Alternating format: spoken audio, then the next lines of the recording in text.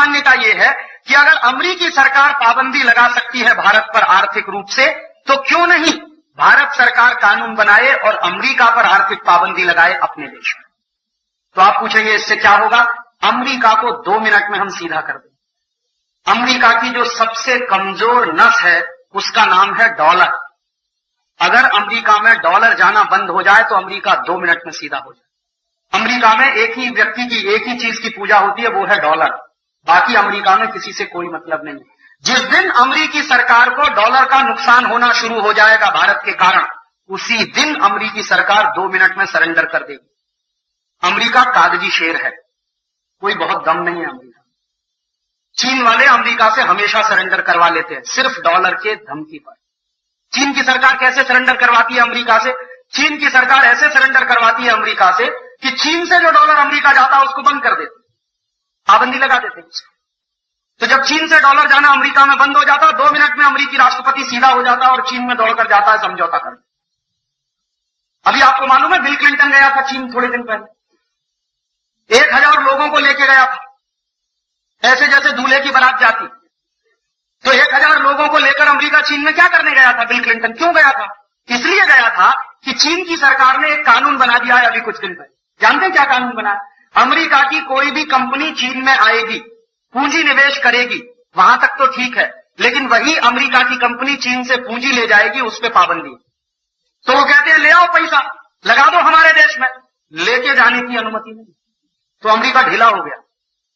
दूसरा कानून क्या बना दिया है चीन की सरकार ने कि अगर अमेरिका की कोई कंपनी मुनाफा कमाएगी और चीन से अमेरिका ले जाने की कोशिश करेगी, तो उसके लिए कानून यह है, मान लीजिए कोई अमेरिकी कंपनी ने $1 अरब का मुनाफा कमाया चीन में और वो $1 अरब का मुनाफा ले जाना चाहते हैं अपने देश में, तो कानून ये बना दिया है कि पहले आप चीन का $1 अरब का माल अमेरिका में बेच कर आइए, उससे $1 अरब कमा कर लाइए, फिर चीन से $1 अरब अमेरिका में ले जाइए।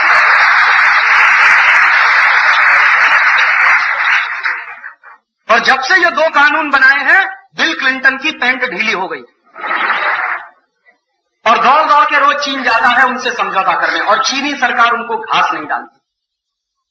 पहले अमेरिका ने कोशिश की कि चीन के राष्ट्रपति को अपने देश में बुला लिया जाए, उसने कहा मुझे जरूरत नहीं है आपके आने की, आपको झक मार के आना हो तो आइए। और यही बिल क्लिंटन जो चीन के बारे में कहता था कि ये दुनिया में सबसे अत्याचारी देश है, सबसे ज्यादा लोगों पे अत्याचार होते हैं, चीन में डेमोक्रेसी नहीं है, प्रजातंत्र नहीं है। थिएनआनमेन चौक पर एक बार वहां हत्याकांड हुआ था जिसमें चीन के नौजवान मारे गए थे, तब से लेकर चीन को ब्लैकलिस्ट किया हुआ था अमेरिकी राष्ट्रपति बिल क्लिंटन ने। उसी बिल क्लिंटन को ले जाके खड़ा कर दिया चीनी सैनिकों ने थिएनआनमेन चौक पर और कहा कि झुको और सलाम करो इसको, और बिल क्लिंटन को सलाम ठोकना पड़ा वहां। और उसके बाद बिल क्लिंटन ये सब करता गया, चीनी सरकार जो कहती गई वो करती गई, इस उम्मीद में कि शायद चीन की सरकार मेरी भी एक बात मान लेगी, ये डॉलर आना शुरू हो जाएगा चीन से। और बाद में जब बिल क्लिंटन ने कहा कि अभी मैंने तो आपकी इतनी शर्तें मान ली हैं, आप तो हमारी एक शर्त मान लीजिए, चीन की सरकार ने कहा कि अभी तुरंत आप यहां से हवाई जहाज लेकर हो जाइए अमेरिका। और बहुत ही असफलता के साथ बिल क्लिंटन चीन से वापस लौटा, और इतनी खिंचाई हुई है बिल क्लिंटन की उनके पार्लियामेंट में जिसकी आप कल्पना नहीं कर सकते। खुद बिल क्लिंटन जिस पार्टी का कैंडिडेट है, उस पार्टी के एमपीज ने बिल क्लिंटन की भयंकर आलोचना की कि आप चीन गए थे, क्या लेकर आए। तो मैं आपको बता रहा हूं, ये उदाहरण मैंने आपको इसलिए दिया है कि अमेरिका की आर्म ट्विस्टिंग करना अगर हम शुरू करें तो अमेरिका हमारे सामने भी सरेंडर करे।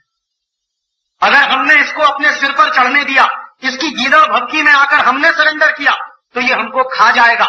और अगर इसकी धमकियों के सामने हमने सरेंडर करना बंद किया, उल्टा इसकी आर्म ट्विस्टिंग करना शुरू किया अमेरिका की, तो अमेरिका 2 मिनट में नीचे आ जाए। तो आप पूछेंगे उसका रास्ता क्या? उसका बिल्कुल सीधा सा रास्ता है, जो काम चीन की सरकार ने किया है वो काम हम कर दें। माने चीन में से डॉलर अगर अमेरिका नहीं जाएगा तो भारत का डॉलर भी अमेरिका नहीं जाएगा। भारत का 1 पैसा भी अमेरिका नहीं जाएगा। अगर चीन की सरकार ये काम कर सकती है तो भारत की सरकार भी ये काम कर सकती है। और इसके लिए बहुत अच्छा हो कि भारत सरकार कानून बनाए और पार्लियामेंट से कानून पारित करवाए और अमेरिका के खिलाफ आर्थिक पाबंदी लगाए। और जितनी अमेरिकी कंपनियां भारत में धंधा कर रही हैं, इन सबको एक एक करके बंद कर दिया जाए। Pepsi Cola, Coca Cola, Colgate Palmolive, Johnson and Johnson, Procter and Gamble, Pfizer, Eli Lilly, American laboratory, Upjohn, Adidas, ये जितनी अमेरिकन कंपनियां, एक तरफ से सब पर पाबंदी लगा दी जाए। और अमेरिकी कंपनियों के साथ साथ अमेरिकी bank, city bank, American express, ANZ, Grindlays, standard chartered, ये जितने अमेरिकी बैंक भारत में धंधा कर रहे हैं, इन सब के ऊपर एक तरफ से पाबंदी लगा दी। तो आप देखिए 2 मिनट में अमेरिका ढीला होता। अमेरिका को ढीला करने का यही एक रास्ता, दूसरा कोई रास्ता नहीं तो वो आपको खत्म कर देता। एक ऐसी लड़ाई होती है जिसके बारे में बड़े विचित्र तरह से कमेंट किया जाता कि या तो दुश्मन को मार दो, नहीं तो दुश्मन आपको खत्म। वैसी स्थिति हमारी अमेरिका के साथ है। या तो हम अमेरिका को पीट दें, नहीं तो अमेरिका। तो उसके लिए रास्ता क्या है? रास्ता मैंने बताया बिल्कुल सीधा सीधा सा है कि अमेरिका जाने वाला पैसा यहां से रोकना पड़ेगा। एक पैसा भी भारत से अमेरिका जाए ये देश के हित में नहीं। और आज अमेरिका हमारा दुश्मन है, दोस्त नहीं। दुश्मन के हाथ एक पैसा भी अपने गांव का जाए तो ये देश के साथ गद्दारी है, देश के साथ द्रोह है। तो ये करना बंद करें। तो भारत की सरकार अगर करे तो बहुत अच्छा है, लेकिन मुझे नहीं लगता कि ये सरकार कुछ करेगी, क्योंकि 5 महीने से तो मैं इंतजार कर रहा हूं। जब से अमेरिका ने आर्थिक पाबंदी लगाई है, मैं एक एक दिन गिन रहा हूं कब भारत की सरकार अमेरिका पे आर्थिक पाबंदी लगाती। और मैंने ये बात मई के महीने में ही प्रधानमंत्री तक पहुंचाई है। ऐसा नहीं है कि आप कहेंगे राजीव भाई आप कभी मिले थे। मई के महीने में ही इन सारी बातों को बहुत ही डिटेल तरीके से ड्राफ्ट बनाकर मैंने प्राइम मिनिस्टर और फाइनेंस मिनिस्टर तक पहुंचा दिया कि आप ऐसे ऐसे पाबंदी लगाइए अमेरिकी कंपनियों पर, अमेरिकी बैंकों पर, भारत का इतना भला हो जाएगा। और मैंने तो उसमें ये कैलकुलेशन दिए हैं कि अगर अमेरिका ने आर्थिक पाबंदी लगाई हमारे ऊपर और वहां से $2 अरब आना बंद हो गया भारत में, $200 करोड़ आना बंद हो गया भारत में, तो अगर हम अमेरिका के सिटी बैंक पर पाबंदी लगा दें, पेप्सी कोला पर पाबंदी लगा दें, कोका कोला पर पाबंदी लगा दें, उनकी दूसरी थॉमसन नाम की कंपनी पर लगा दें, एलजी नाम की कंपनी पर लगा दें, तमाम अमेरिकी कंपनियां हैं जिन पर हम पाबंदी लगा दें, तो देश का तो कुछ खास नुकसान नहीं होने वाला, लेकिन हजारों करोड़ रुपया हर साल अमेरिका जाने से बच जाएगा। वहां से सिर्फ $200 करोड़ नहीं आएगा और यहां से हजारों करोड़ नहीं जाएगा। लेकिन अभी तक तो सरकार ने सुना नहीं। और मुझे अफसोस है, एक बहुत ही गंभीर अफसोस है मुझे। आप पूछेंगे क्या? इस सरकार में 3 ऐसे मंत्री हैं जिन्होंने एक जमाने में कोका कोला को भारत से भगाया था 1977 में। 1977 में श्री मोरारजी भाई देसाई प्रधानमंत्री बने और उस सरकार में श्री अटल बिहारी वाजपेयी विदेश मंत्री बने और उसी सरकार में जॉर्ज फर्नांडीज उद्योग मंत्री बने और उसी सरकार में लाल कृष्ण आडवाणी सूचना और प्रसारण मंत्री बने।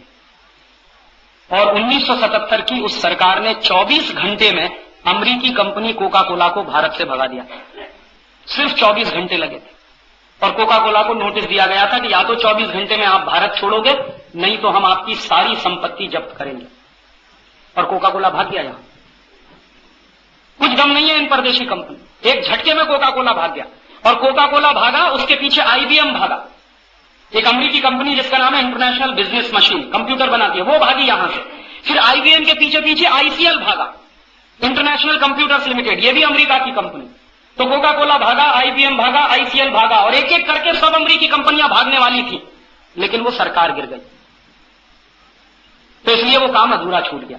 तो मुझे ऐसा लगता था कि जिन सरकारों ने कोका कोला को भगाया, जिन मंत्रियों ने कोका कोला को भगाया, जब वो दोबारा से मंत्री बन जाएंगे इस देश में तो 24 घंटे में कोका कोला को भगाएंगे, पेप्सी कोला को भगाएंगे। लेकिन 5 महीना हो गया है इंतजार करते करते, ना तो कोका कोला को भगाया ना पेप्सी कोला को भगाया। तकलीफ मुझको ये है कि जो श्री अटल बिहारी वाजपेयी विदेश मंत्री थे आज प्रधानमंत्री, जो जॉर्ज फर्नांडीज पहले उद्योग मंत्री थे आज रक्षा मंत्री, जो लाल कृष्ण आडवाणी पहले सूचना और प्रसारण मंत्री थे आज गृह मंत्री हैं। माने तीनों का ही प्रमोशन हुआ और तीनों की ही ताकत पहले से ज्यादा। अटल जी तो सीधे प्रधानमंत्री है ना, और जॉर्ज फर्नांडीज तो रक्षा मंत्री है ना, और लाल कृष्ण आडवाणी तो गृह मंत्री है। ये तीनों ही मंत्रालय 1, 2, 3 नंबर के हैं। प्रधानमंत्री होता है, फिर गृह मंत्री होता है, फिर रक्षा मंत्री होता है, फिर वित्त मंत्री होता है। तो 1, 2, 3 पोजीशन पर तीनों वो लोग हैं जिन्होंने कोका कोला भगाया। और आज उन्हीं के जमाने में गांव गांव में सबसे ज्यादा कोका कोला बिक रहा है। सबसे ज्यादा अफसोस की बात है इस देश में। इससे क्या नतीजा निकालना चाहते हैं? मैं एक ही नतीजा निकालना चाहता हूं कि सत्ता के अंदर जाकर चरित्रहीनता कैसे पनपती है उसका ये सबसे बड़ा उदाहरण देखने को। सत्ता के अंदर जाकर सिद्धांतों को कैसे फेंक दिया जाता है, सत्ता के अंदर जाकर आदर्शों को कैसे बलि चढ़ा दिया जाता है, उसका ये सबसे नंगा उदाहरण है इस देश में। तो मुझे तो उम्मीद नहीं है कि ये सरकार करेगी। तो फिर आप पूछेंगे किससे उम्मीद है? मुझे आप लोगों से उम्मीद है। मुझे इस देश के लोगों पर भरोसा है। सरकारें बिक सकती हैं, नेता बिक सकते हैं, पार्टियां बिक सकती हैं, सत्ता और कुर्सी के लिए वो गंदे से गंदा समझौता कर सकते हैं। अब ये देश में बिल्कुल खुला हो गया। कोई पार्टी समझौता करने में किसी से पीछे नहीं, और कोई पार्टी कीचड़ और दलदल में गिरने में किसी से पीछे नहीं। हर पार्टी ने रिकॉर्ड कायम किया है कि तू ज्यादा गिरा कि मैं ज्यादा गिरा। और अब इस देश में मैं मानता नहीं कि कोई भी पार्टी राष्ट्रवादी है। हर पार्टी कुर्सीवादी है, सत्तावादी है, स्वार्थवादी। राष्ट्रवादी तो कोई है नहीं इस देश में। अगर ये राष्ट्रवादी होते तो तनख्वाहें बढ़ाते, पगारें बढ़ाते 3-3 गुनी। इस साल तो इनको ये सिद्ध करना चाहिए था कि हमारा राष्ट्रवाद इतना प्रखर है कि हम हिंदुस्तान में 2-3 साल पगार नहीं लेंगे। कोई नेता भूखा नहीं मरता, कभी मरा भी नहीं है इस देश में।